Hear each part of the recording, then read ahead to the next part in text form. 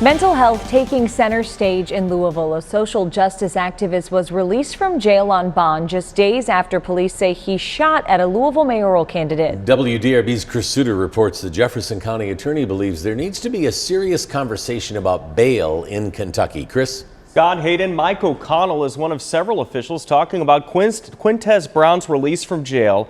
The mayoral candidate, who was inches away from being shot, also has a lot to say.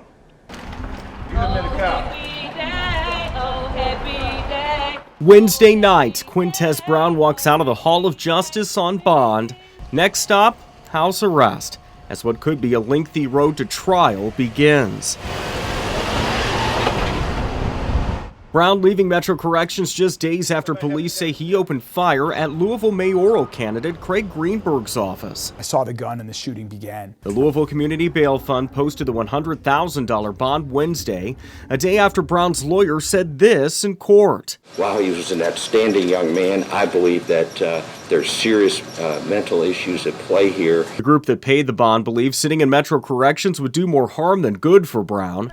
It started a bigger conversation about mental health and how those dealing with it should be handled. It's a sort of a situation that makes every community kind of take a hard look at themselves. Jefferson County Attorney Mike O'Connell says it's frustrating that his office has such little control in these situations. It should not be a question of how much money you have, whether or not you remain in jail. He thinks it should be about the person's potential threat to the community and whether there's a history of not showing up in court. O'Connell also believes the federal government's system of providing evidence and letting a judge decide is the way to go. Greenberg, whose green sweater was grazed by a bullet, says Brown's release from jail has traumatized him, his family, and his staff all over again. In a statement, Greenberg says in part, quote, "Our criminal justice system is clearly broken. It is nearly impossible to believe that someone can attempt murder on Monday and walk out of jail on Wednesday.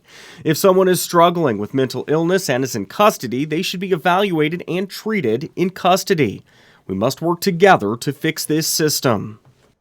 Mayor Greg Fisher says people need to realize that Brown is on house arrest and is not roaming around Louisville. Fisher says that's what the court ordered the city to do, and the city is complying. I'm Chris Suter, WDRB News.